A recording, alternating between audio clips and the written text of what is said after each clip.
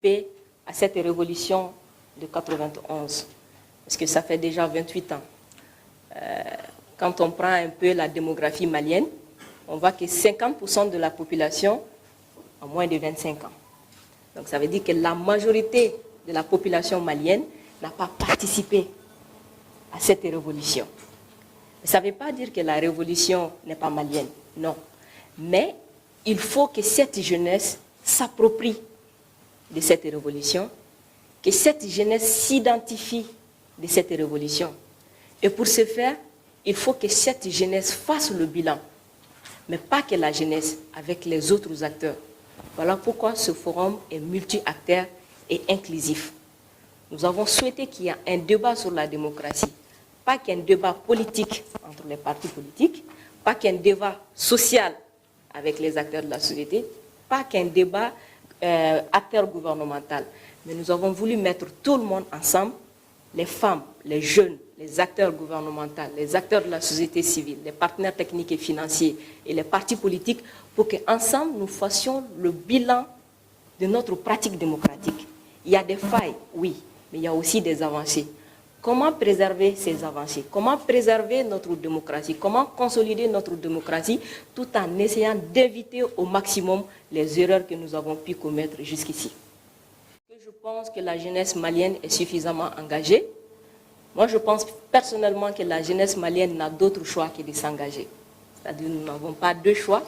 On ne nous a pas laissé cette chance, ce privilège de pouvoir faire le choix entre être engagé ou être passif. On est engagé, mais sauf qu'il y a tellement de défis que l'engagement de la jeunesse peine à avoir l'impact tant souhaité en un laps de temps. Cette jeunesse est engagée depuis 1992. Si on voit un peu l'historique de la révolution de 1991, on voit que la démocratie malienne, elle est une démocratie pour la jeunesse, une démocratie pour les femmes. Mais malheureusement, au fur et à mesure, les femmes et les jeunes, je ne dirais pas ont été écartés, mais n'ont pas pu être impliqués comme il le faut. On a confisqué un peu la victoire de la jeunesse malienne, on a confisqué un peu la victoire des femmes du Mali par rapport à ce processus de démocratisation du pays.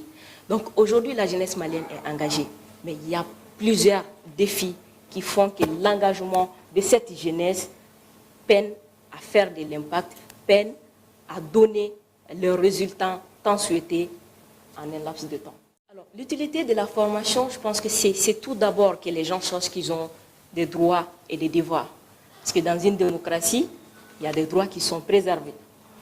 En mars 1991, les gens se sont battus pour ces droits-là, qui sont les droits à l'éducation, à la santé, à la liberté d'expression, à la participation à la vie publique.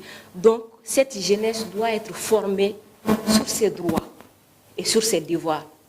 La formation est d'autant plus importante parce qu'un ignorant ne peut pas dire ce qui est bien pour lui ou ce qui est mal pour l'autre. Il n'est pas en mesure de pouvoir le dire. Et on doit mettre l'accent sur cette formation. C'est cette formation qui fera que la jeunesse va changer le système. Parce que le problème qu'on a aujourd'hui n'est pas qu'un problème d'homme, c'est un problème de système, c'est un problème de mécanisme. Et c'est ce renforcement des capacités de la jeunesse qui va permettre à ces gens-là de pouvoir s'engager politiquement, de pouvoir changer les dons de la chose, de pouvoir changer le système et de l'adapter au contexte actuel. Parce que je reviens là-dessus, 50% des Maliens n'ont pas participé à la révolution. Et c'est ce qui fait qu'aujourd'hui, quand on fait un sondage par rapport à la démocratisation, beaucoup de jeunes vont vous dire qu'on préfère la dictature que cette démocratie parce que nous n'avons pas connu la dictature. Ce qu'on connaît de la dictature, c'est ce qu'on nous dit. Au temps de Moussa Traoré, tout le monde était comme ça, il n'y avait pas de corruption, il n'y avait pas ça, il n'y avait pas ça. Alors ça, c'est des choses que les jeunes retiennent. Et ce qu'on voit aujourd'hui, c'est que nous sommes en démocratie, il y a trop de corruption, il y a la mauvaise gouvernance. Donc on a tendance à identifier la démocratie par la mauvaise gouvernance. Et cette jeunesse qui n'a pas participé en mars 1991 a besoin de tirer les leçons, de sonner la sonnette d'alarme pour dire que, attention, ce n'est pas cette démocratie dont nous, jeunes, nous avons besoin. Ce n'est pas cette démocratie dont nous, les femmes du Mali, nous avons besoin. Ce n'est pas cette démocratie auquel les Maliens s'identifient. Il faut revoir les choses. Et ces débats arrivent à point nommé parce que ça arrive à un moment où le pays traverse des multiples crises, multidimensionnelles, multi-acteurs, et aussi des discussions sont en cours par rapport à tout ce qui est dialogue politique inclusif et tout. Donc il est temps qu'on mette aussi la lumière, l'accent sur notre pratique démocratique. Est-ce que quelque part, tous les problèmes que nous avons aujourd'hui n'est pas le fait que ce qui a été dit en 91 n'a pas pu être respecté, ou l'héritage de la révolution de 91 n'a pas pu être préservé plutôt comme il se devait.